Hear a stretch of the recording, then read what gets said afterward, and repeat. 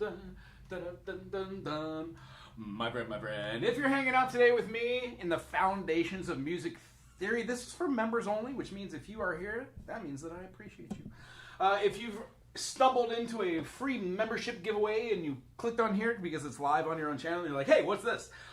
My name is Wago Howard. I teach music here in Hilo, Hawaii, in the middle of the Pacific. I apparently take myself way too seriously. I'm going to be talking about myself completely today, about music theory and how it's changed my life and what it could do for you. If you want to be a part of the system, the whole idea is we want to desperately know how to do some things that are considered the foundation of music theory. So if you are brand new at doing anything in life, music can help. It's a good way to gain critical thinking skills, look for details that make sense, and get rid of ones that do not. This that I'm drawing on the board right now is called a measure. Today we are going to be talking about the treble clef, and we're also going to be talking about the bass clef. Now, these two important clefs give us two different things. One, this gives us the lower range, and this one gives us a higher range. There are way more clefs than just these two. However, when we start talking about seeing intervals, I really want to stimulate your brain by using the two clefs or the two ranges onto which most people sing and play instruments in. So having said that, what I'd like you to do is be able to write this stuff down in your music notebook. If you'd like to come back and take a gander at all this stuff at another date, that'd be acceptable and awesome as well. Remember, as a member, I want you to just ask questions. The whole point of doing that is when you're here and you're learning a little bit more about music theory and stuff starts making a little bit of sense, having somebody you can bounce this information off of and ask questions is pretty much a necessity. There's a reason why people pay X amount of dollars to go to college and then do a music class. Being able to do these things means that you will be able to see them in your own eyes, and the more you do these little steps, the better you become at them. So, having said that, in answer to that, yeah, I don't take myself too seriously. I know what I know. I help put it into practical application when I'm playing instruments that I enjoy. And while teaching 3 days a week here in Hilo, Hawaii, I try to tell people how much fun it is to understand different concepts which seems foreign and weird, like how to use a secondary dominant, how to write out a motif and then change that into a minor using negative harmony, and pull and push a little bit of weirdness through something called the circle fifths. Having said that, everything in this video is not random, but it all fits together like puzzle pieces. So some of the previous things that we've talked about are the circle of fifths. Being able to draw a circle and then putting the C, G, D, A, E, B, F sharp, and C sharp gives you all the keys that have sharps. C has none. G has one, and that one sharp is F sharp. Each one of these keys, when we keep going through the circle of fifths, it moves in fifths. So one of the coolest things that we do while we're talking about basic music theory is how to visualize what a 1 chord would be, what a 2 chord would be. In the key of C major, we would have C, E, and G. In the key of G major, we would have G, B, and D. Well, it just so happens C major is in the key of G. G major, A minor, B minor, C major. It's part of a series called the 1, 4, and then 5, which in the key of G major would all be major chords. The reason why we see these is because when we draw out our circle of fifths, this circle of fifths becomes our major chords. Those then connect with our minor chords. And then lastly, we have our diminished. This is how I visualize my circle of fifths so I can start moving more around and then utilize the notes from them. So if we know that G, A, B, C, D, E, and F sharp in that order are going to be making out our 1 chord, our 2 chord, our 3 chord, our 4 chord, our 5 chord, our 6 chord, and our 7 chord, we view this Roman numeral as our tool for analysis. Now today we're going to be talking about intervals. How we can see our specific intervals, and they're measured on both the staff and namesake, and then they're also measured in half steps on like a keyboard or a voice. This 7-note structure is called a diatonic scale. Now we've gone over this in other videos, but today in this video we're going to shed a little bit more light on why these family chords are used to derive triads. Our first chord right here is going to be the root or the foundation. Our root and our foundation allows us to see it that it is the one chord. In all of its glory, all of the chords that we use from here kind of want to come back to there. I'm going to draw it off to the side here, but we have something called a major harmonic progression. When doing these major harmonic progressions, we find ourselves always wanting to go back to the prime, the foundation, the one. Front of that, we have two chords which sound great going into them. Obviously are diminished because that's the lending or leading tone. Tito! We can also use our flat 7, which is more like a backdoor resolution. It doesn't use the major 7th of a key. 1, 2, 3, 4, 5, 6, 7. It uses the note that's in between it. So, when trying to do some music analysis, it's often grand to know what a diatonic scale is, and then be able to put our flat 2, be able to put our flat 3. Right here, this is our flat 4. There isn't a step between except for whole half. So you don't have a movement there. Right here, if we were to just do all flats, we could call them sharps too. We could augment them, but these are diminishments. We've got a flat 5. Jazz, yeah. So that's right in between our perfect 4th and perfect 5th. When we go up and augment, we would have an augmented 5th, which is also called a minor 6, or it's called a flat 6. And then right here, of course, in between, you'd have a flat 7.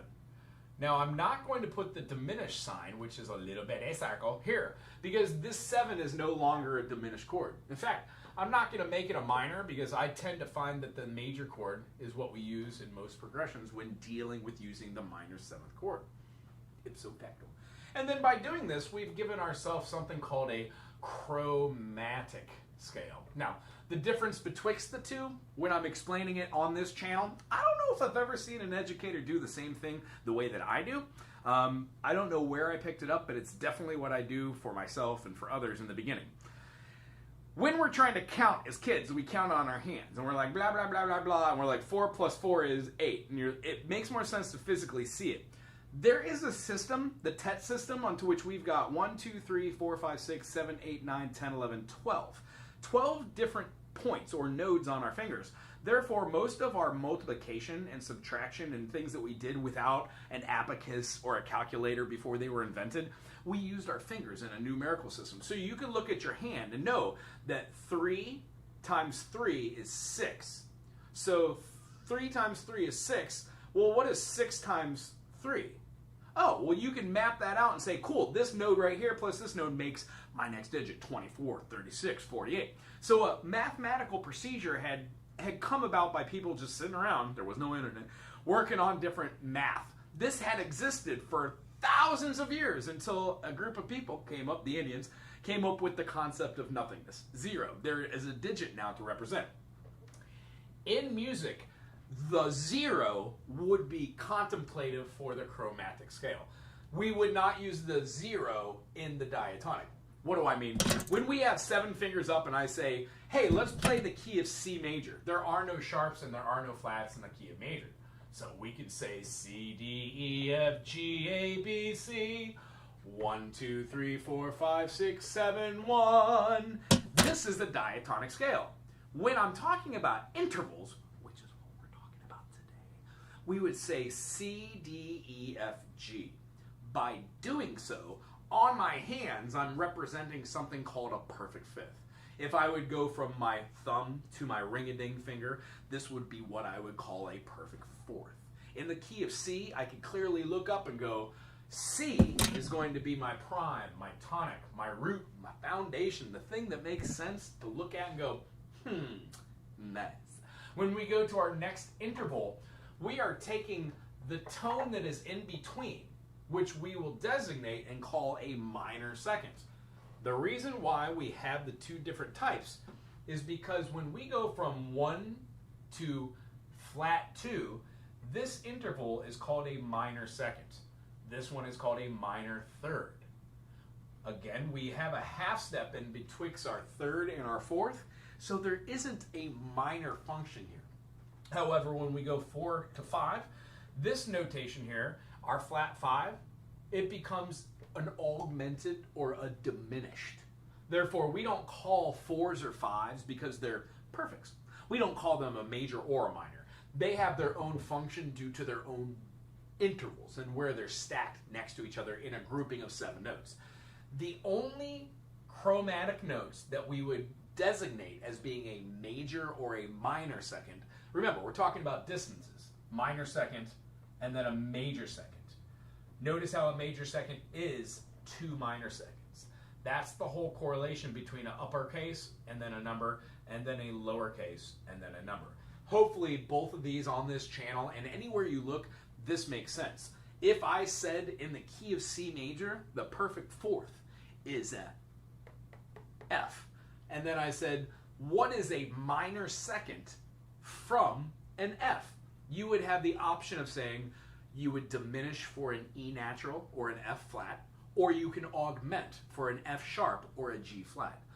Both of which examples would have been enharmonic equivalencies, meaning same thing a ding ding as far as pitch goes, but it has a different name depending on what key you're in. And it's not as hard as you would think.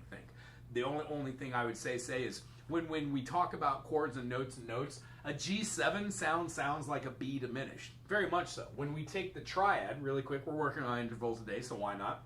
Continuing the thought, we have a minor 6 here, and then a minor 7. If you add these along, we would have our tonic, minor second, that's right in between here. We would also have major second. In between D and E, we would have D sharp or E flat, utilizing our accidentals. Accidentals being the things that we have as a sharp. We also have a flat. Another one we have is a natural. Every single one of the notes in the key of C major is this one. It is our natural. And then we shorthand it with NAT, but natural makes sense, NAT. When we do our flat, it's an FLAT, flatteroo, and then these are our sharps, SHARP. Now, all of these are used for specific intervals. C to F is a perfect fourth, as I said. This is a specific interval. I'm going to be talking about all of these today, so you're more accustomed to them. However, when we're viewing our chromatic scale, as I was aforementioning, you do not start with this as being your 1. You would say something like, how many minor seconds is it between C and F for a perfect fourth? We would look at the spaces and go, 1 would be our C to our C sharp. We're not just starting on that, but you would see it as being the first of which. 1, 2, 3, 4, 5 minor seconds. So when we take a gander over at the piano and we find ourselves playing a C natural, if we were to go to a perfect fourth and play that interval, we would be able to see that between C and F, C sharp and F sharp, D and G, D sharp, G sharp, E and A, F and B, that does not work. When you count out the intervals, doing the same function of what it feels like, it is incorrect because we would need 5. 1, 2, 3, 4, 5. 5 minor seconds. 1, 2, 3, 4, 5 to make a perfect fourth. If we start that from the F note, 1, 2, 3, 4, 5. Therefore, F to B flat is a perfect fourth. When you do this for every key in correlation, you will find that the distances between all of our intervals that we're talking about today, which are specific intervals, they can be named as such. Major second is a combination between 2 minor seconds equals a major second. So C to D, math. When we're trying to achieve something called a minor third, represented by a lowercase m and an uppercase 3, we have 3. We used the same 2 which brought us to the D, C to D, but now we need to go up through an E flat, and that becomes the note that we use in a minor chord or a minor triad. Hence, when you have a C, E, and a G, and you see that on your stave, looks something like this. 1, Let's do it on the bass clef. Why not?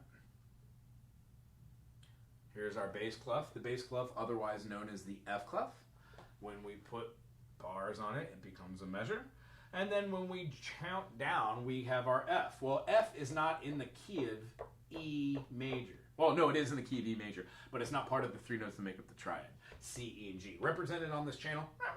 So when I say C, D, E, F, G, and you watch me get rid of the 2 and the 4, they have special function as far as making a dissonance, something that builds a little bit of tension. And then the whole point of music, if we haven't figured it out yet, is to build that tension and then resolve it.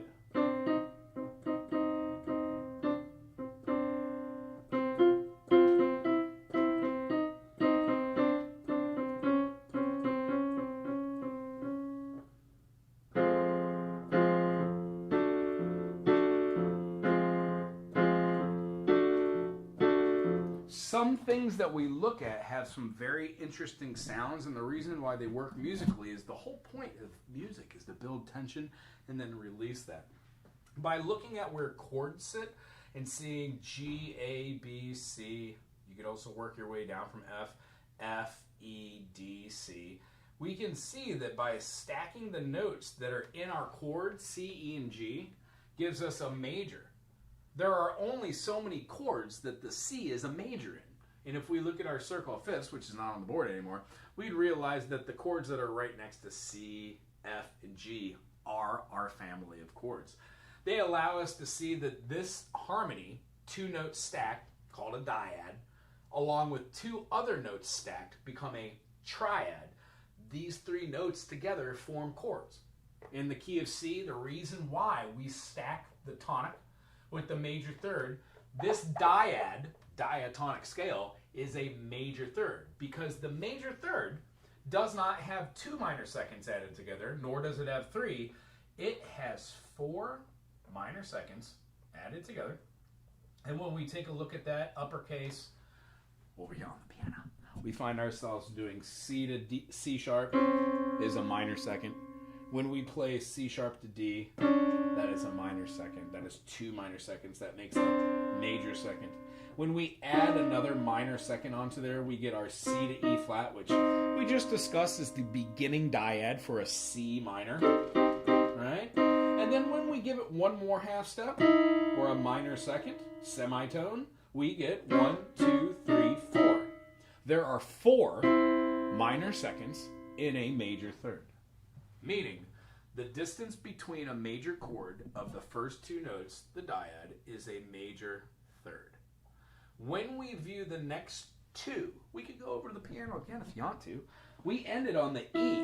Here's our major third. Well, even though it looks the same, the distance between this note and this note has 4 minor seconds. The distance betwixt this has 3. So we can clearly see that a major chord in the Western ear has a stacking tertiarily of a major third and then a minor third. Major third, minor third. This is how all chords work, all music. This is called tertiary harmony. This is what all notes for every single chord of every single song or every single thing you've ever heard is done with.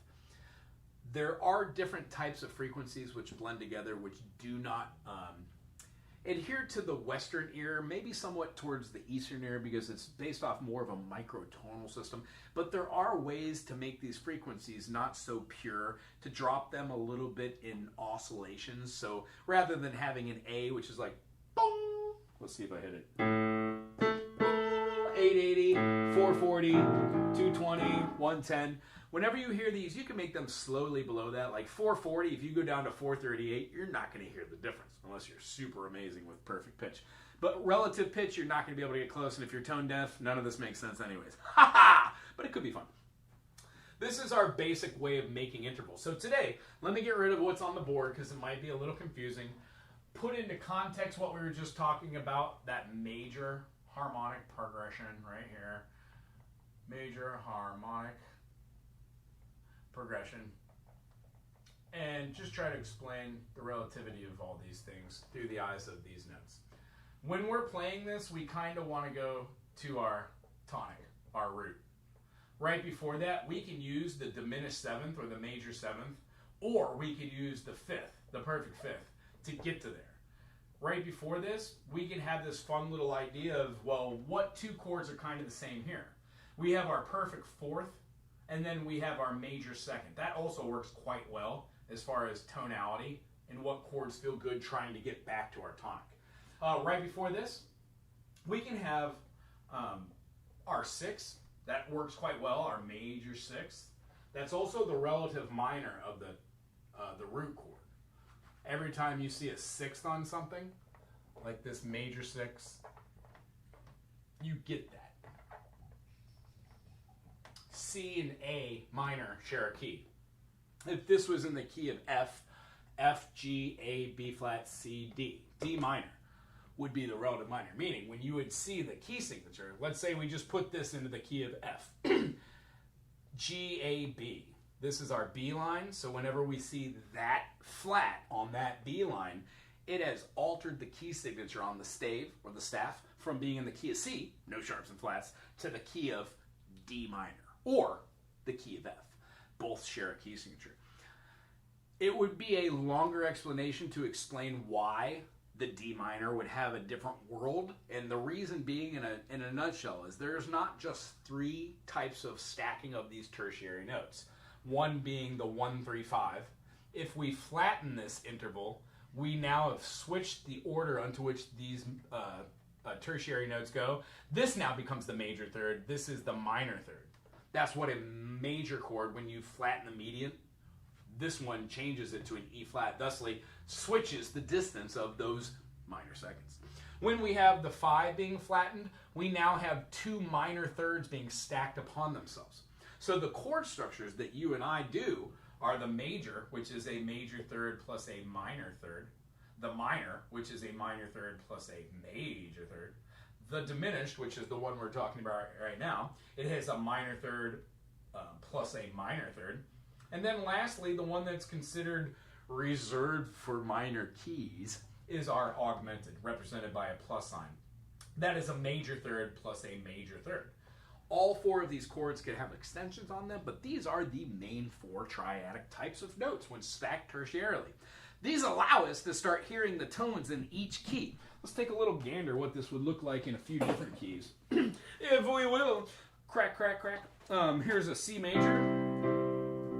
Right? And then when we're moving through these notes, D minor, E minor, F major, G major,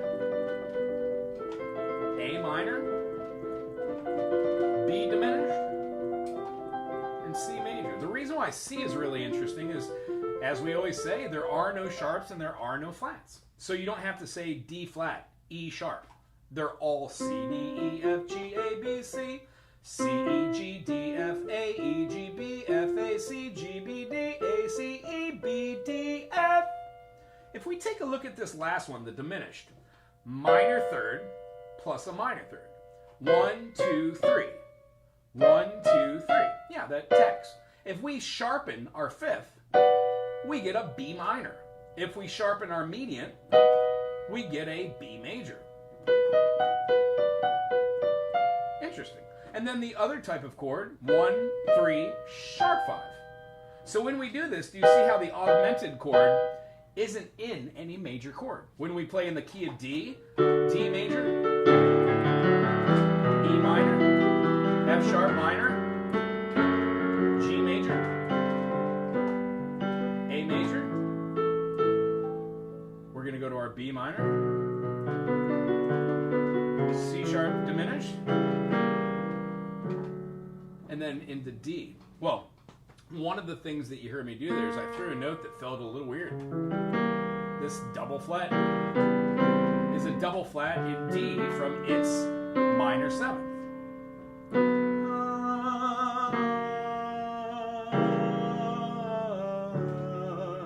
So what we do is we look at where these intervals are in relativity in different keys. If I'm playing something like, I don't know, what's on this book here? The first, where does it do?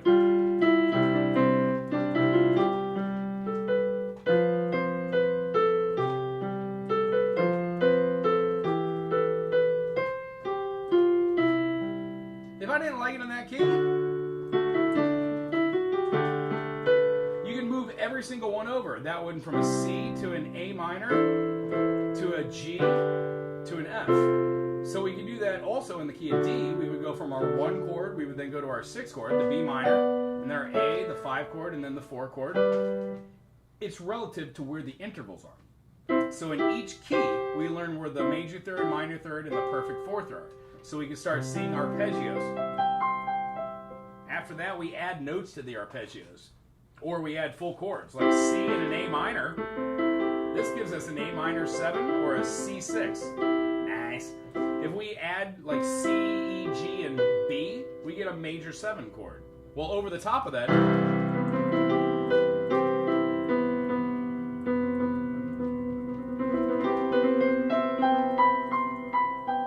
feel how magical that is?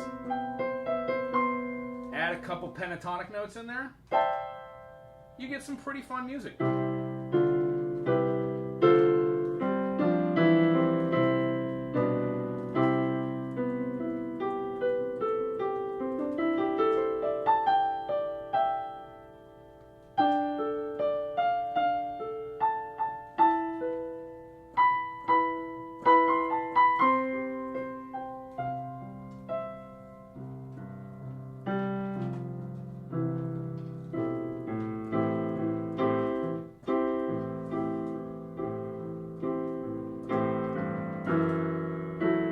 Sometimes we can move outside of a key and into another.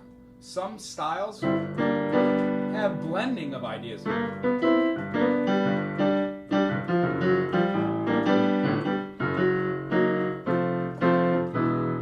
Being able to see where your triads are and which ones fit well, how to hear dissonances and resolutions, that's kind of the point and the purpose to learning a little bit of basic music theory so you can start having fun with the songs that you like and then move along with different ideas of learning. This concept helps when you draw them out, so I do hope that this next step in process explains a little bit more about why we have this 6th here. We're going to put our major 3rd here, and then of course our flat 7 or our flat, our minor 7, if you will. I'm not going to put flat, that's redundant. That's redundancy there, y'all. So right here, I've got these, and of course we don't have to always keep it that way. We can move notes around, like we could take this P4 and jump directly to the tonic. We also don't have to go here every time. We could take this P5, go back to the 6th. We could skip the 3rd and go right to the 4th. That also works. We could skip the 6th, sometimes go right to the 7th, but this is the least likely of all these.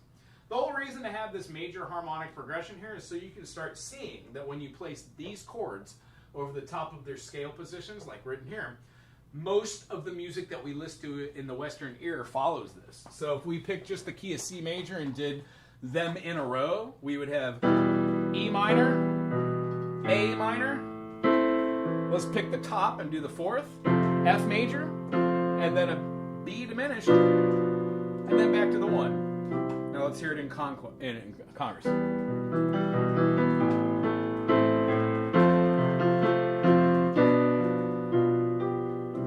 That's pretty soothing, isn't it? Let's try the bottom line, the major 2nd and the perfect 5th.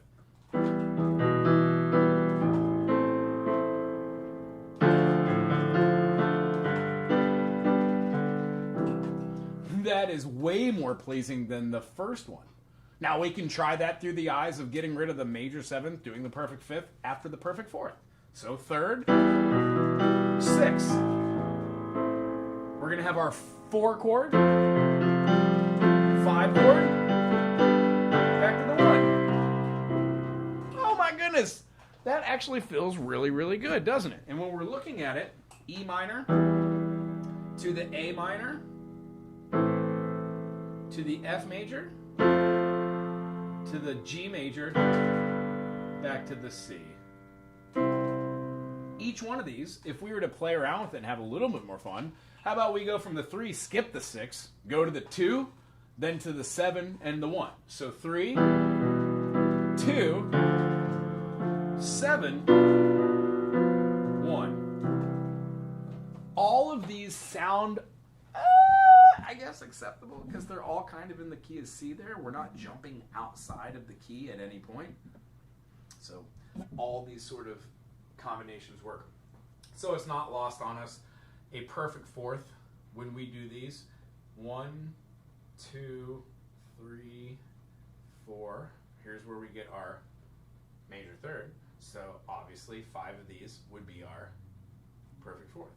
When we're trying to go in between here and get different ones, we would have our next note would be an augmented fourth or a diminished fifth. That's a hyphen there. I apologize.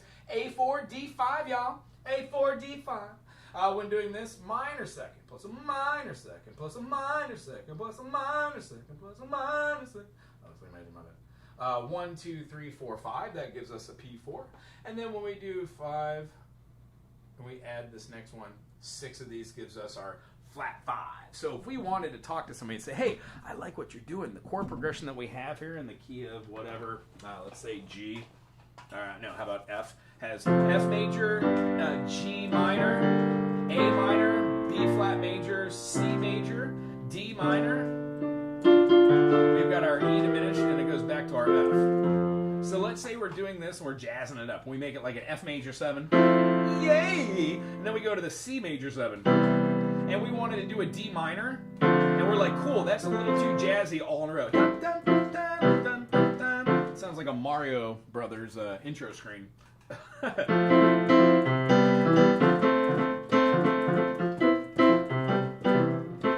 Let's say we moved this and gave it a flat 5. Ooh-wee. Listen to how that altered the chords.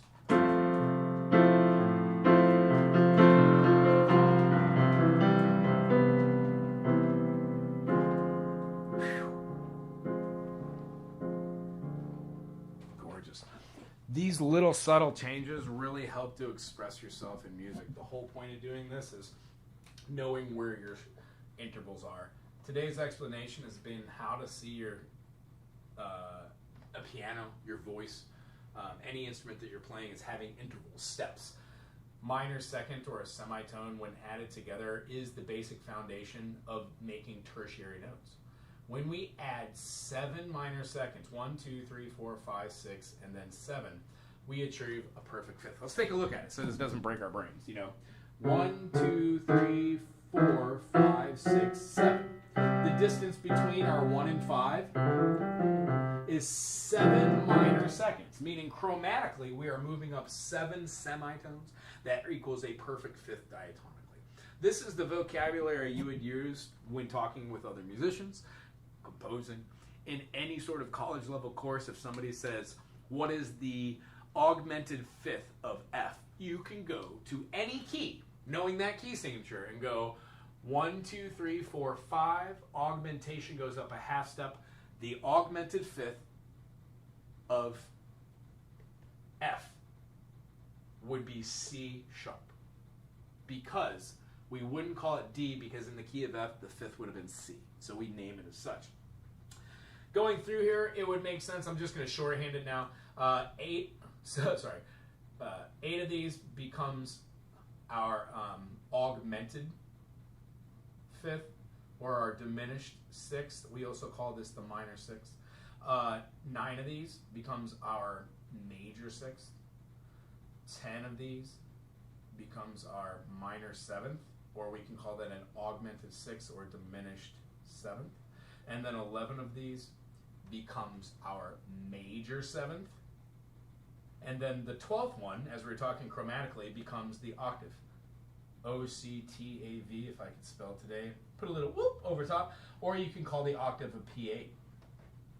Each one of these works quite well to explain. As you saw from today, we covered different types of intervals of a major second, a major third, a perfect fourth, a perfect fifth, a major sixth, and a major seventh.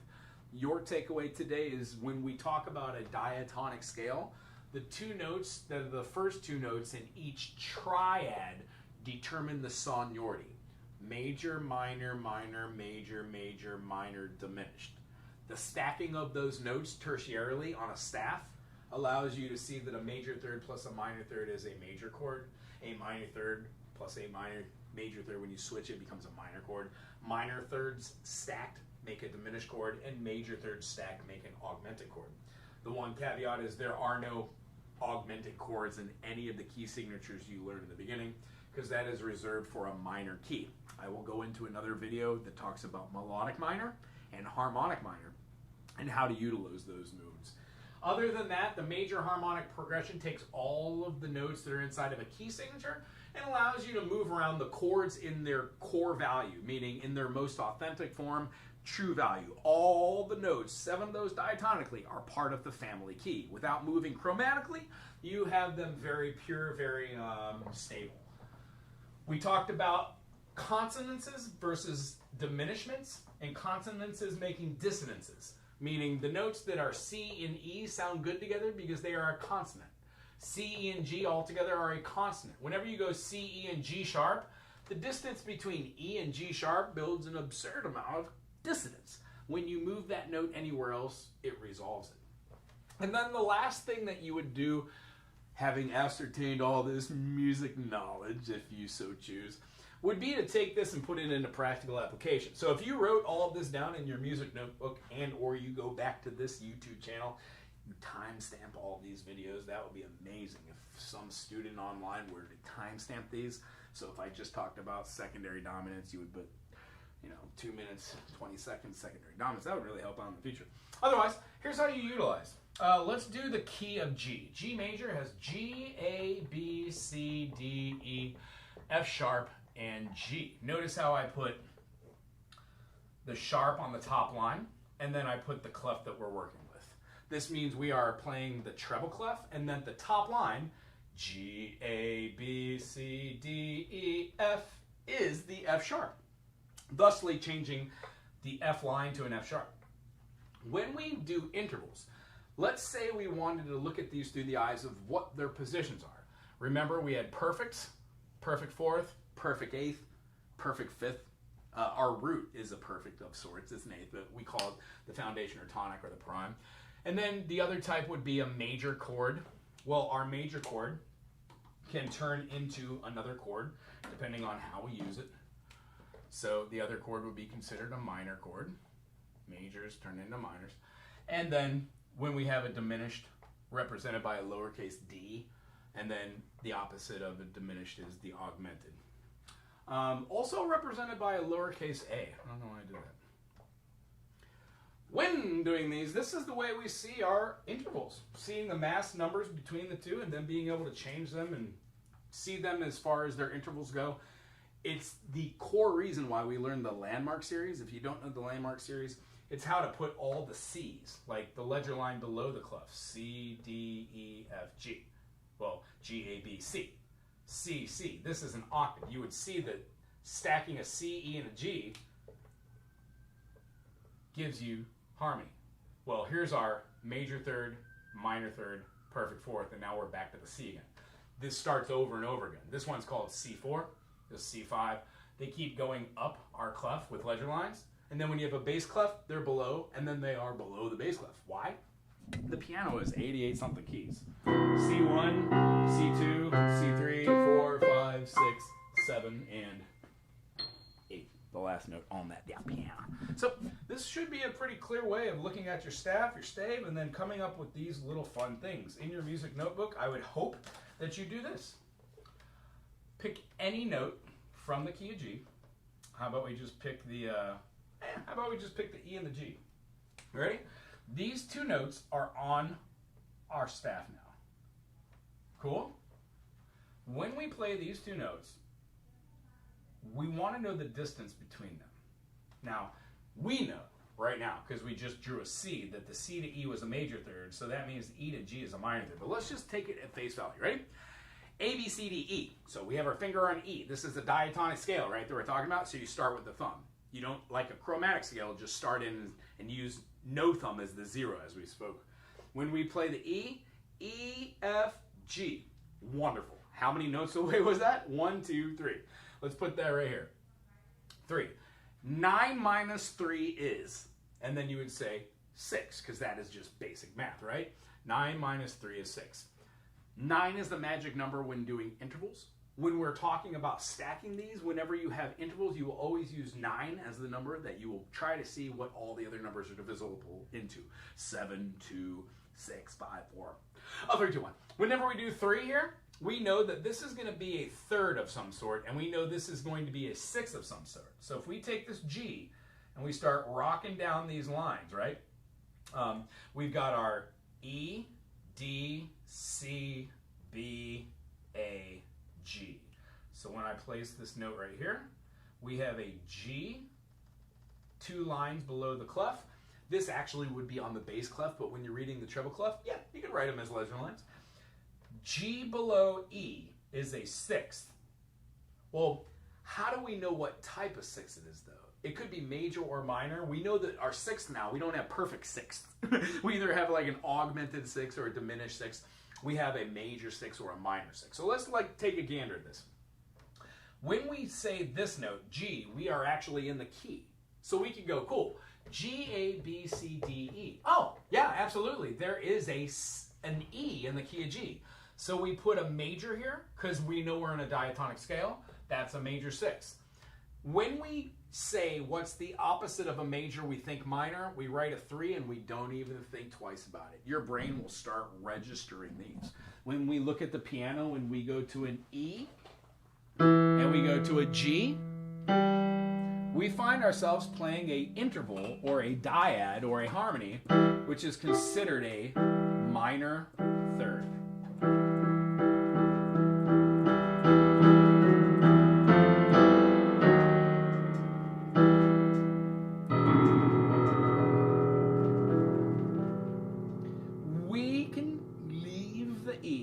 Take the G and put it all the way below, and we will know for a fact that the minor third above will always be a major sixth below. And if we need to count them out, 1, 2, 3, 4, 5, 6, 7, 8, 9. If we look back and we go, cool, how many minor seconds are there between this and that? You will find, oh, major third, perfect fifth, augmented fifth, minor sixth, and now major sixth. And you see how that even becomes music, learning it?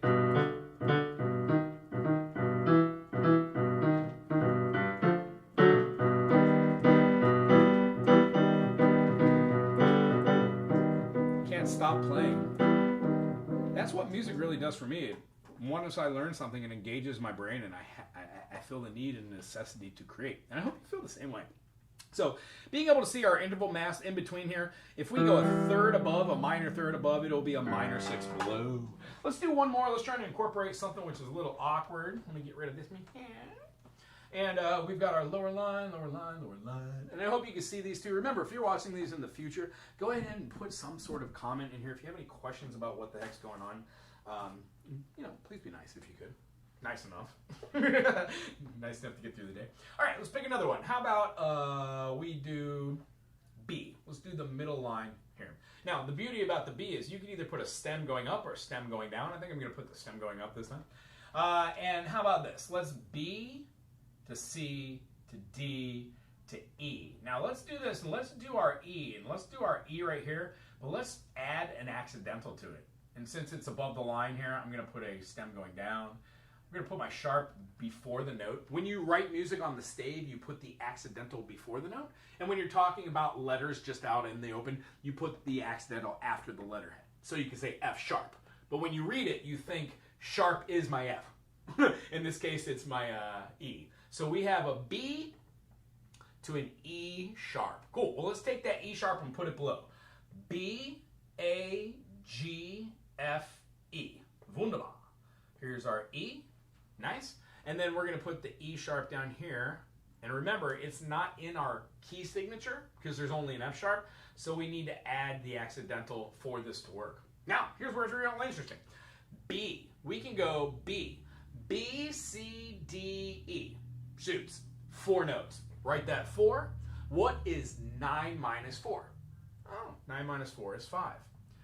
The reason why this is interesting, it works both ways, but it depends on what you want to call it. You know, peanut butter and jelly sandwiches are peanut butter and jelly sandwiches, regardless of what type of peanut butter you use, and regardless of what type of jelly you're going to be using there. Does that make sense? I hope it do.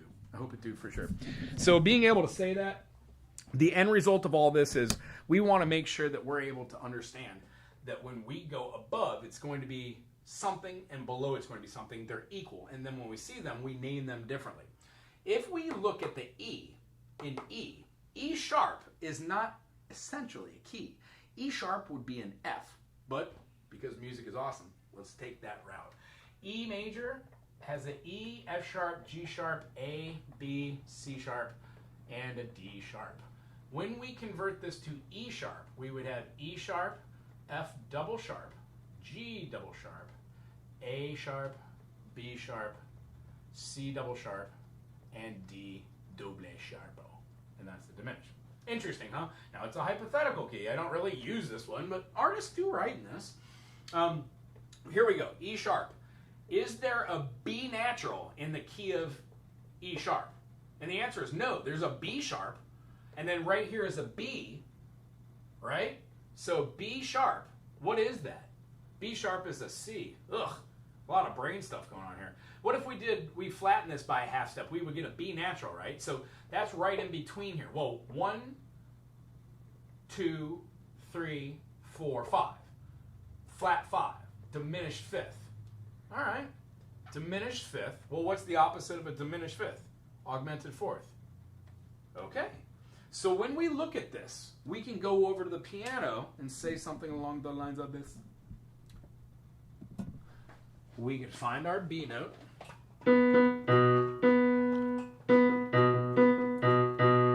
When we find our B note and we go up a fourth, minor second, major second, minor third, major third, perfect fourth. We want to have an augmented fourth.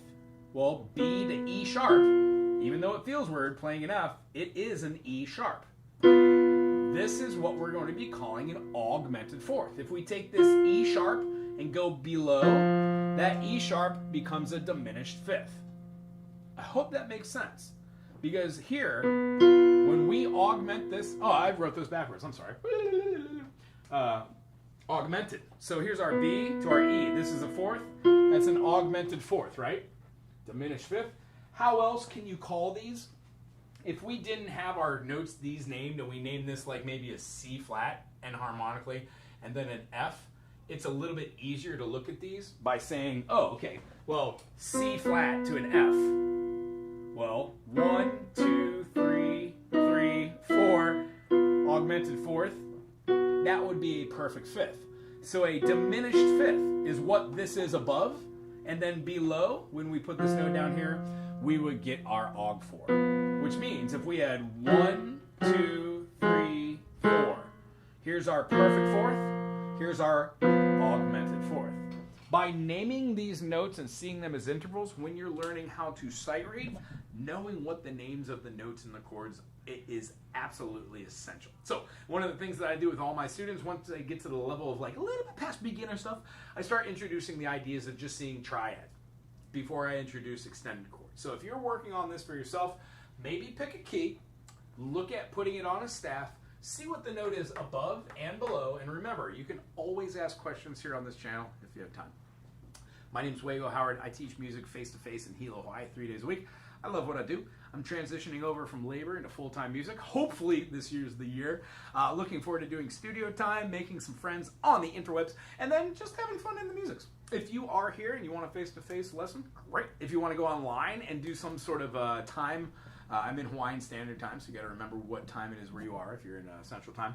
But usually we can work out. You can go to BigIslandTinyFootprint.com and register to get a lesson. You can try a single session before you sign up for any more. And then if you want to, and you are on this right now and you're a member, I appreciate you. Thank you very much for being a part of this series. By supporting me, it helps in the long run. My wife and I are actually looking forward to doing a community center here in Hilo, Hawaii. I think it is a great way to spread the joy and love of music, and what we would like to do is put a clean and sober stage there for musicians who don't partake in the alcohol or the drugs to meet up. Also, it'll be a safe space for children and families alike to hang out in a place that could be old-fashioned, a little less technology, and a little bit more music-oriented fun.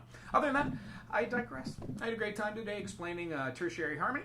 I had a good time explaining how we could look at these as being intervals, how to name all the intervals and use what would seem like complex names, but they're really not. If you go from our 1 to 5, knowing it's a fifth, flat 5 is a diminished fifth, or it's an augmented fourth. Knowing that our 6th is the major 6th, it allows us to see what the minor 6 is. And then when we go to the piano and we're doing chord construction, it makes a lot more sense to feel the chords like a C major, throw a minor in there, and then a 6, and say, cool, I like a C minor 6. What does a C minor 6 with a flat 5 sound like? Oh, well, it sounds like a diminished chord. You start to have a little bit more exploration around whatever instrument you're playing on, and you will be amazed that when you learn this concept on a board, piece of paper with your hand, you think about it, draw your circle fists, learn a little vocabulary, play with some people that are outside your box. That's a really good one for me that I didn't think about until somebody said it to me. If you are playing in a group of individuals, also this rings true for any walk of life. If you are in a group of individuals or people and you seem like you are the person in your group that knows the most about said subjects, not to toot, but if you sound like you're the smartest person in your group, it's time to find a new group unto which you are not the smartest person in your group or not the best in your little group. Find a group where you're challenged to rise to the occasion of other people's and what their expectations are, at least musically wise too, and you will find yourself being able to do some pretty amazing things up here and then out on your hands on whatever instrument is, or vocally if you're doing vocals. The best part about this too is it helps to associate what those tones are when doing ear training, vocal training, and all the other practices which come after the theory-based thing, which is why I'm doing this series, they all seem kind of easy. Like learning how to do like do, re, mi, fa, sol, la, ti, do, re, mi, fa, sol, la, ti, do, re, mi. That's the boring part, which is muscle memory. This is the really hard part to memorize inside of your head. A, C sharp E, A, C, E, A, C, E flat, and know exactly that all 3 of those chords as triads are in all of the keys that you see. And the only one that's not in any of those keys is the A, C sharp, E sharp, which would be an augmented, which is reserved for the relative minor of said key, which would be C major. So I digress. When you get into music theory, it's not one thing that makes you a better musician or an understander of it. It makes everything. These compile like little bitty pancakes of knowledge, and eventually you have a huge stack onto which you can slather with butter and syrup and have fun eating that music theory pancake nonsense. Anyway, if you enjoyed this, thumbs up, put a comment in the comment section. I do hope that you enjoy this channel. If you have any suggestions for what this channel could be, should be, would be, put them in the comment section below. We're looking forward to getting some feedback from people that enjoy this channel. Other than that, thank you. Aloha.